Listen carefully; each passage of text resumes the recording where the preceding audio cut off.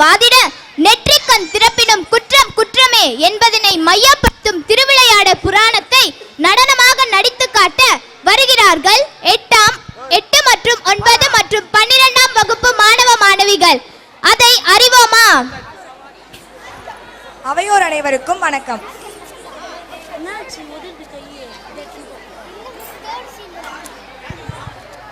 அவையோர் அனைவருக்கும் வணக்கம். நம் தமிழன்னையை அழகுபடுத்தும் அணிகலன்காக விளங்குபவை இயல், இசை மற்றும் நாடகம். நாடகத்தமிழ் என்பது நம் அனைவராலும் விரும்பப்படும் ஒன்றாகும். உலகத்தின் இயல்பினை உள்ளதை உள்ளவாறே புனைந்து காட்டுவது நாடகத்தமிழ். அவ்வகையிலே திருவிளையாட புராணத்தின் ஒரு சிறு பகுதியை இங்கே நாடகமாக காணலாம். பாண்டிய நாட்டை ஆண்ட செண்பக பாண்டியன் என்னும் மன்னவனுக்கு ஓர் ஐயம் ஏற்பட்டது. பெண்களின் கூந்தலுக்கு இயற்கையிலே மனம் உண்டா அல்லது செயற்கையா என்பது. அந்த ஐயத்தை தீர்ப்பவருக்கு 1000 பொற்காசுகள் என அறிக்கை விடுக்கப்பட்டது. அதை கேட்ட தருமி என்னும் ஏழை புலவர் எப்படியாவது அப்பரிசை வெல்ல ஆசை.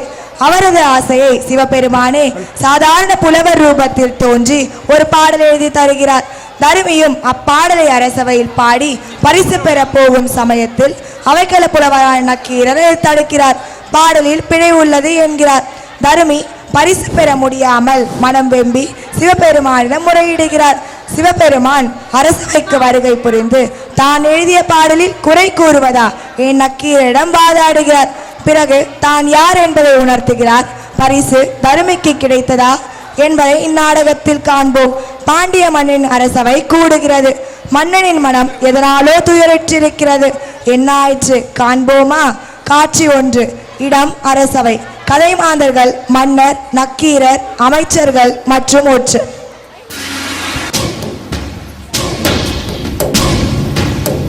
தென்னவன் எண்களின் மன்னவன் திறமையுடன் உத்தம சங்கத்தை காட்ட வித்தக கோமகன் நீதிக்கு முதல்வன் மக்களின் காவலன்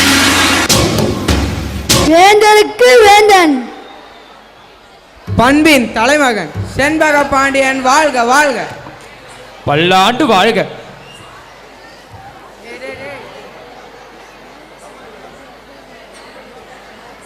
அமருங்கள் அமைச்சரே.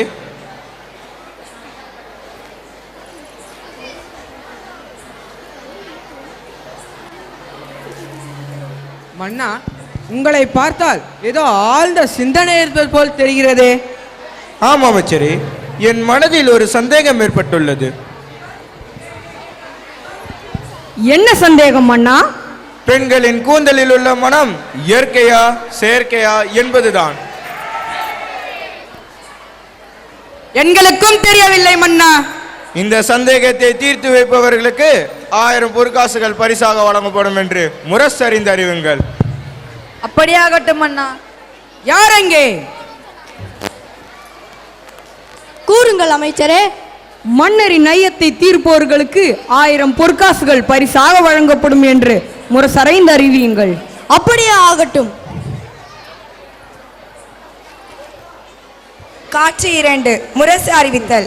கதை மாந்தர்கள் மக்கள், தருமி மற்றும் ஒற்றன்.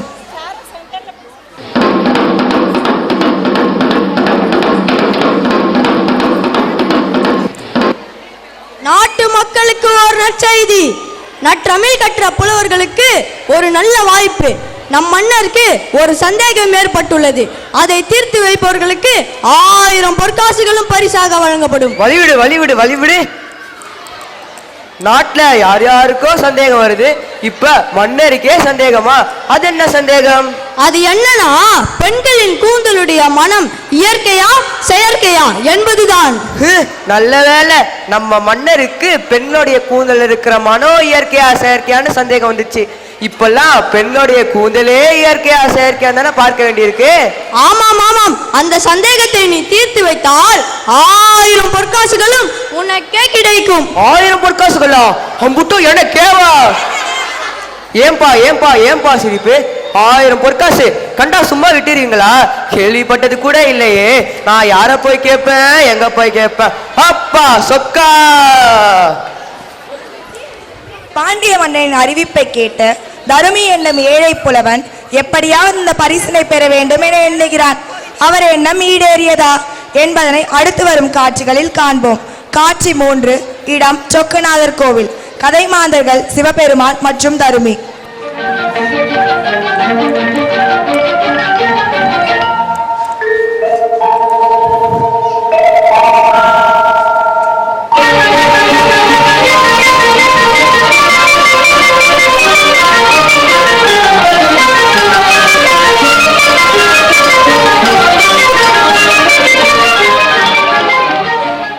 அப்பா சொக்கா, அரசர் கொடுக்குற 1000 பொற்காசுகளும் ஏன்னா கேக் கிடைக்கிற மாதிரி அல் புரிய மாட்டியாப்பா? உங்காது கேட்காது. தாயே மீனாட்சி, உன்னார்ம கூப்பிட்டா போ. தாயே மீனாட்சி, என்னை மட்டும் ரச்சி. நல்முத்து பஞ்சனை வேல் நீ இருக்கும் வேலையிலே நீ எங்க தனியா இருந்த? நல்முத்து பஞ்சனை மேல் நாதனுடன் நீ இருக்கும் வேலையிலே நீ உன் சொல்முத்து சொற்களாலே எந்த குறை தீர்க்க சொன்னால் உன் வாய்முத்து சிந்திடுமா வாழ்வழிக்கும் அம்பிகையே.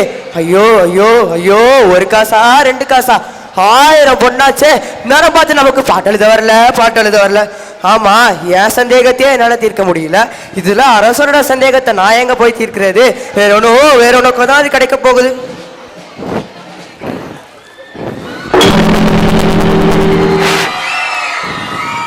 போயா. என்னையா ஏன் அழைச்சிங்க? யாரையா நீங்க? சொற்சுவை பொருட்சுவை அனைத்தையும் கூட்டி சுந்தர தமிழிலே பாட்டு செய்து செந்தமிழ் கவி பாடும் புலவன் நான். நம்ம இனமா தண்டோரா போட்டதை நீங்களும் கேட்டாச்சா? என் வயிற்றுல அடிக்கிறதுக்காக வந்துட்டீங்களா? ஓ,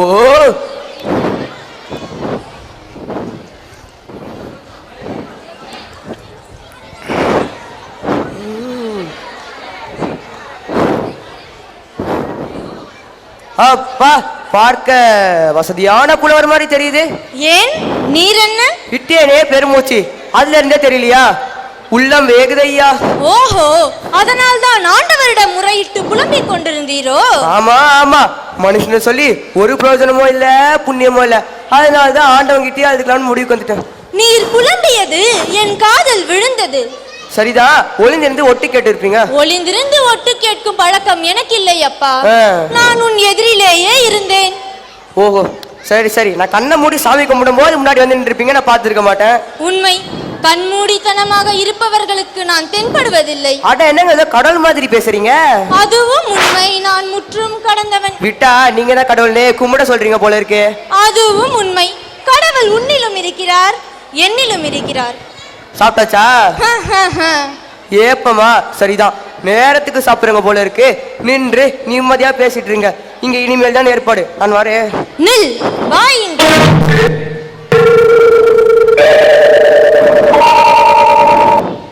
பாண்டியன் ஐயத்தை தீர்க்கும் பாடல் நமக்கு கிடைத்து விட்டால் பரிசத்தனையும் உனக்கே கிடைக்கும் அல்லவா? ஐயோ ஆமா ஆமா, அந்த பாட்டு மாத்திரம் எனக்கு கிடைச்சிருச்சு. அடுத்த நொடியே என் கையில 1000 பொற்காசு. கவலைப்படாதே, அந்த பாட்டை நான் உனக்கு தருகிறேன். பாட்டை நீங்க எனக்கு தரீங்களா? வேண்டியதுதான். உங்க பாட்டை கொண்டு போய் என் பாட்டுன்னு சொல்றதா? நான் எழுதுனதே ஏதோ 1-2 பாட்டு, கொஞ்சம் வசனம் நிறைய எழுதுனேன். இருந்தாலும் என்னையும் புலவன்னு ஒத்துக்கிட்டு இருக்காங்க. அதை ஏன் கெடுக்கலான்னு பாக்குறீங்களா? பரவாயில்லை, கெடுக்கலாங்கிற. உனக்கு பரிசு வேண்டுமா வேண்டாமா? வேண்டும். உங்களுக்கு வேண்டாமா? வேண்டாம். சத்தியமாக? சத்தியமாக. நிச்சயமாக? நிச்சயமாக. அட போயா, இந்த மாதிரி சொல்லி நான் எத்தனை பேரை பார்த்திருக்கேன். எனக்கு பரிசுகள் மீதெல்லாம் ஆசை இல்லை அப்பா. ஆசை இல்லாம கழுத்துல இவ்வளவு நகை போட்டிருக்காயோ? நல்லா நடிக்கிறையா? நாடகத்தையே நடத்துபவன் நடிக்க முடியுமாப்பா? முடியுமாப்பா? என்ன? எனக்கு அந்த பரிசு வேண்டாம், எல்லாவற்றையும் நீயே வைத்துக் கொள்ளேன்றேன். இப்ப புரிஞ்சுப்பா. நீ புதுசா பாட்டு எழுதி பழகுற, அதை கொண்டு போய் கொடுத்தா அவங்க என்ன வெளுப்பாங்களோன்னு பயந்துட்டு என்ன தள்ளுற, அப்படிதானே? உனக்கு என் புலமை மீது நம்பிக்கை இல்லாவிட்டால் நீயே என்னை பரிசித்து பாரு. உனக்கு திறமை இருந்தால் என்கிட்டயே மோதானு பாக்குறியா? நான் பார்க்கதாயா இப்படி இருப்பேன். என் புலமையை பற்றி உனக்கு தெரியாது. தயாரா இருந்துக்கோ. கேள்விகளை நீ கேட்கிறாயா அல்லது நானே கேட்கட்டுமா? நானே கேட்கிறேன். எனக்கு கேட்க மட்டும்தான் தெரியும். கேளும். சற்று பொறும். கேளும். பிரிக்க முடியாது என்னவோ தமிழும் சுவையும், பிரிய கூடாதது எதுகையும் மோனையும், சேர்ந்தே இருப்பது வறுமையும் புலமையும், சேராதிருப்பது அறிவும் பணமும், சொல்லக்கூடாதது பெண்ணிடம் ரகசியம், சொல்லக்கூடியது உண்மையின் தத்துவம், பார்க்க கூடாதது பசியும் பஞ்சமும், பார்த்து ரசிப்பது கலையும் அழகும், கலையில் சிறந்தது இயலசை நாடகம், நாடகம் என்பது நடிப்பும் பாட்டும், பாட்டுக்கு நாரதர், வீணைக்கு வாணி, சொல்லுக்கு அகத்தியர், வில்லுக்கு விஜயன், ஆசைக்கு நீர், அறிவுக்கு நான். ஐயா ஆள விடு, நீரே புலவர். சரியா, அந்த பாட்டை கொடு, நான் அப்படியே அரச பெருமாண்ட கொடுத்து அவர் என்ன கொடுக்குறாரோ அப்படியே வாங்கிட்ட கொடுத்துடுறேன். நீ பார்த்து ஏதாவது செய். அப்பா பரிசனைக்கே கிடைக்கணும். போய் வா, வெற்றி உனதே. வேண்டாம். ஏன்? வேண்டாம். என்ன தயக்கம்? பயமா இருக்கிறது. பயமே ஜெயம். போய் வா, வெற்றி உனதே. ஏதோ கடவுள் மாதிரி உங்களை நம்பி போறேன். அப்பா சொக்கா. மன்னர் செண்பக பாண்டியன் வருகிறார், வருகிறார், வருகிறார்.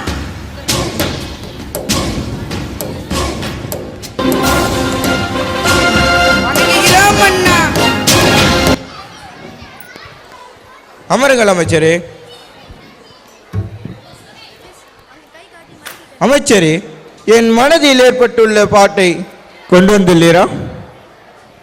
இல்லை பிரபு, 1000 பொன் பரிசென்று அறிவித்தும் பரிசை பெற யாரும் முன்வரவில்லை. வருந்துகின்றேன். புலமைக்கு தமிழ் மகனாய் விளங்கும் நக்கீரர், துணைக்கு கபிலர், பின்னும் பரணர் மற்றும் சான்றோர்கள் பல சபையின் வீட்டிலிருந்தும் கூட எனது சந்தேகத்தை நிர்வகிக்கும் பாடல் இயற்றாது ஏன்? எழுத மனமில்லையா? இல்லை பரிசு தொகை போதவில்லையா? மறைமுக பேச்சு மன்னருக்கு தேவையில்லை. என்னிடம் நேரடியாகவே கேட்டிருக்கலாம். புலமைக்கும் திறமைக்கும் போட்டி என்னும் வைத்திருந்தால் பாட்டுக்கள் குவிந்திருக்கும் இந்நேரம். ஆனால் அறிவுக்கு அப்படி இல்லையே. பரிசுக்கு பாட்டெழுத வேண்டும் என்பதுதானே கட்டளை. அதை அடைய விருப்பம் இல்லாதவர்கள் இருக்கலாம் அல்லவா? வேந்தே, பொன்னுக்கும் பொருளுக்கும் புலமையை விற்கும் அளவிற்கு என் எண்ணும் எழுத்தும் இன்னும் நிகழவில்லை. வெகுமதிக்கு முதலிடமில்லை என்றால் விட்டுவிடுங்கள். வேந்தரின் சந்தேகத்தை கூற விளக்கம் கூறுங்கள். உடம்போடு பிறந்தது சந்தேகம், அது என்று தீரப்போகிறது? அது சர்ச்சைக்குரிய பிரச்சனையாக வளர்ந்துவிட்டால் முன்னின்று தீர்க்க வேண்டும். முத்தமிழ் சங்கத்தை சார்ந்தது. எனது சந்தேகத்தை தீர்க்கலாம் அல்லவா? இத்தனை விவரம் அறிந்த மன்னர் பரிசுக்கு பாட்டு எழுத வேண்டும் என்று முரசறைவதற்கு முன்பே விஷயத்தை புலரிடம் விலக்கியிருக்கலாம் அல்லவா? வென்று விட்டீர்கள் நக்கீரரே, எம்மை வென்று விட்டீர். உம்மை வெல்ல எவரால் முடியும்? காவலரே, கூறும் புலவரே. பாட்டுடன் வந்திருக்கிறேன். மன்னரை பார்க்க வேண்டும். பெயர் தருமி. சற்று பொறும், நான் அரசரிடம் சென்று விட்டு வருகிறேன்.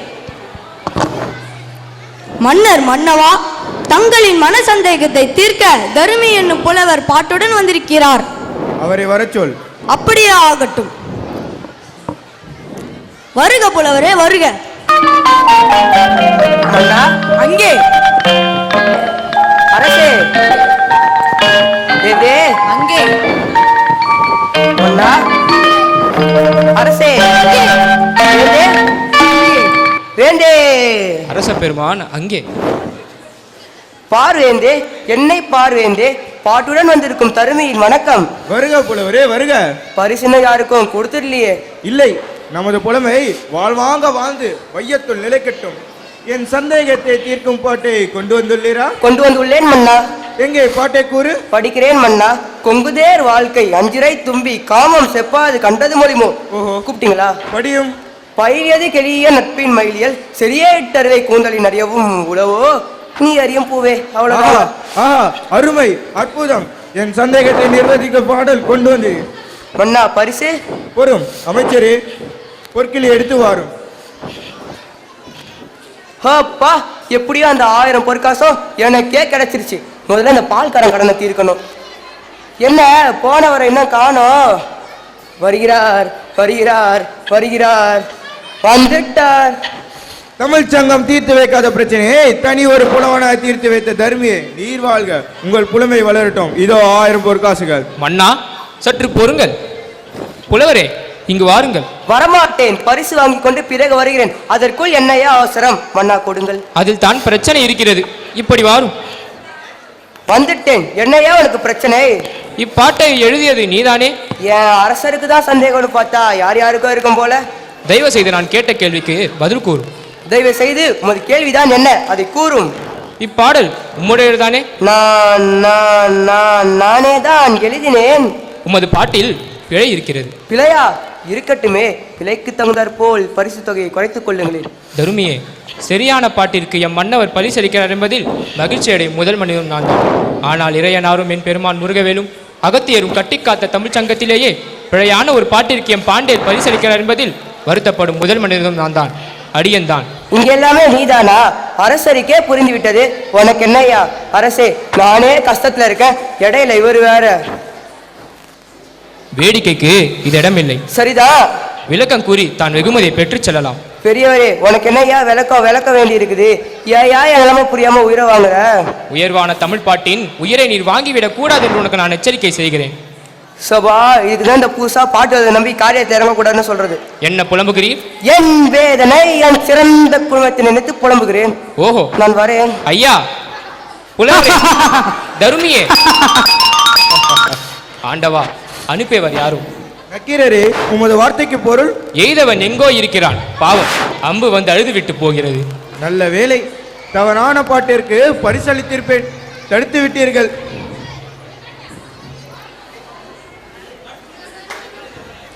அடக்கடவுளே, இப்பொழுது தருமியின் நிலை என்னவாகும்? அவரது பரிசு கனவு இடிந்து போயிற்றே. காட்சி 5, இடம் சொக்கநாதர் கோவில், கதைமாந்தர்கள் சிவபெருமான் மற்றும் தருமி. வேணும் வேணும், ஆசை ஆசை. ஐயோ, யாரோ துரத்தி உதைக்கிற மாதிரியே இருக்கே. நீ நானா பாட்டு எழுதி கொண்டு போய் கொடுத்தாலும், எப்பா நீ எழுதுனியா இல்ல வேற யாராச்சும் எழுதான்னு கேட்பாங்களே, அவமானமா போச்சே, எல்லாருக்கும் தெரிஞ்சு போச்சே. இதுக்குதான் புதுசா பாட்டு எழுத நம்பி காரியத்துல இருக்கக்கூடாதுன்னு சொல்றது. ஏ புலவா, எங்கடா இருக்க? புலவா எங்க இருக்க? பட்டு உடுத்திய புலவா எங்கடா இருக்க? அவன் வரமாட்டான், அவன் வரமாட்டான், அவன் வரமாட்டான். புலவா எங்கடா இருக்க? நீ எழுதி கொடுத்த பாட்டு எடுத்துன்னு போன என்ன கண்டுபிடிச்சாங்க? புலவா எங்கடா இருக்க? அவன் வரமாட்டான், அவன் வரமாட்டான். புலம்பி புலம்பி வாய் தாண்டா வலிக்குது. அவன் வரமாட்டான், அவன் வரமாட்டான்.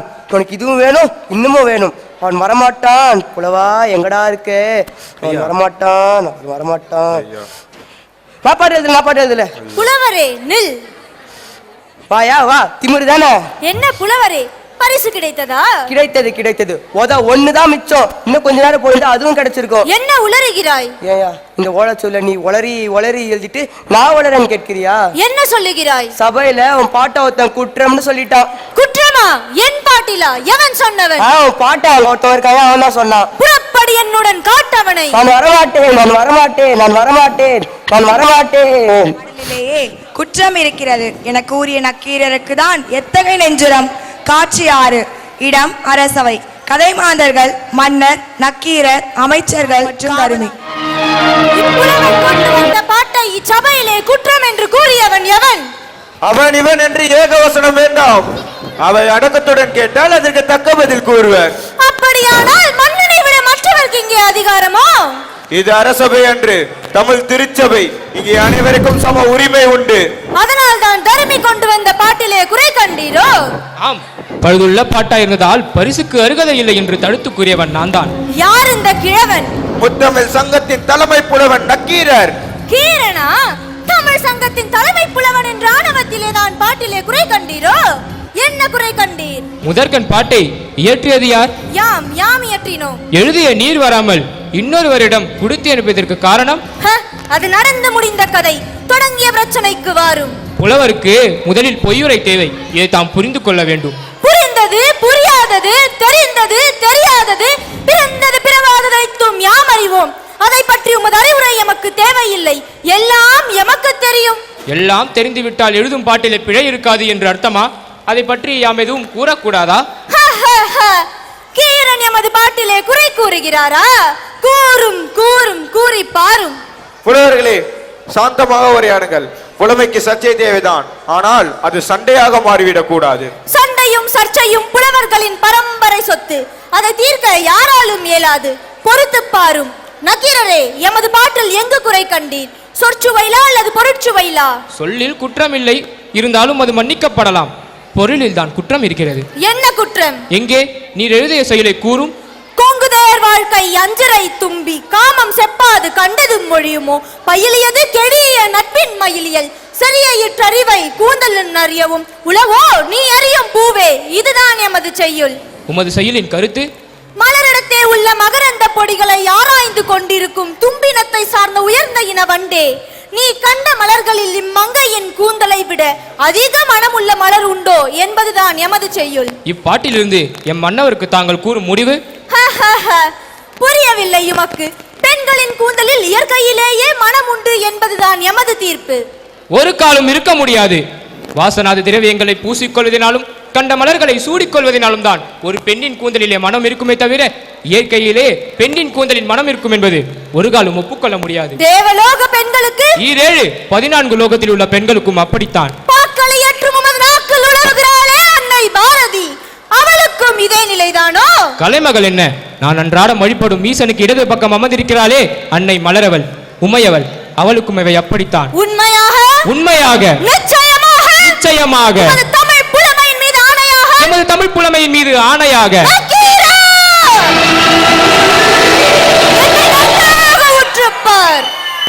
நான் இயற்றிய தமிழ் பாட்டிலே குற்றமா? ஐயா புலவரே, நீரே முக்கன் முதல்வனாகுக. உமது நெற்றிக்கண் காட்டிய போதும் உடம்பெல்லாம் கண்ணாகி சுட்ட போதும் குற்றம் குற்றமே, நெற்றிக்கண் திறப்பினும் குற்றம் குற்றமே.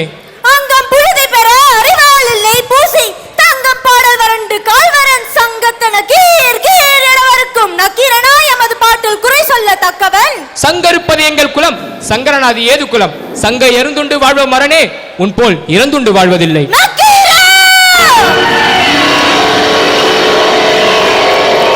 சொக்கநாதா, சோமசுந்தர கடவுளே, அறியாமல் பாவம் செய்த நக்கீரனை மன்னித்தருள வேண்டும். திறமையான புலவனை தமிழ் சங்கத்திற்கு தந்தருள வேண்டும்.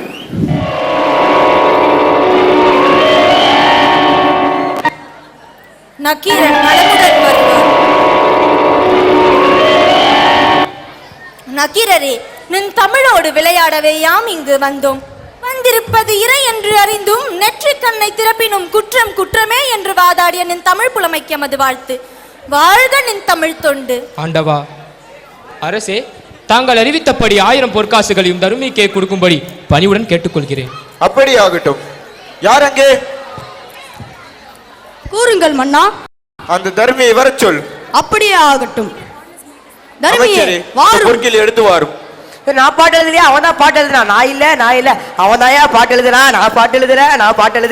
நான் பாட்டு எழுதல. அவன் தாயா எழுதுனா. நான் பாட்டு எழுதல. இதோ 1000 பொற்காசுகள். மன்னன் செண்பக பாண்டியன் வாழ்க வாழ்க. ஹலோ. கொண்ட கருத்தில் தெளிவு இருந்தால், கூர்மையான அறிவும் இருந்தால் நெஞ்சிரம் தானே வந்துவிடும். வாழ்க தமிழ், வளர்க எம் மக்கள். கதைமாந்தர் அறிமுகம். மன்னர் செண்பக பாண்டியனாக பரத்.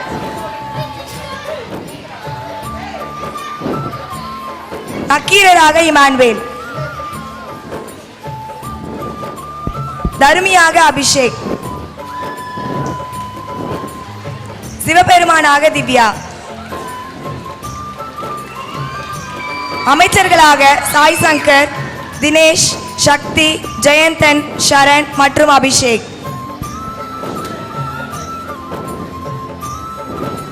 காவலாளியாக வைபவ் கிருஷ்ணா மற்றும் லோகேஸ்வரன். ஒற்றனாக சந்தோஷ் மற்றும் ராஜேஷ். அரசருக்கு கவரி வீசும் பணிப்பெண்களாக நந்தினி மற்றும் லோகநாயகி.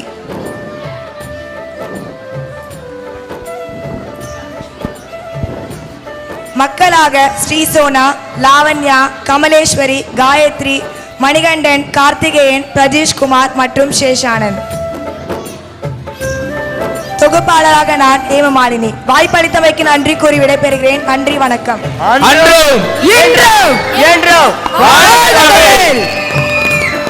தமிழின் தொன்மையையும் தமிழின் சிறப்பையும் இன்றைய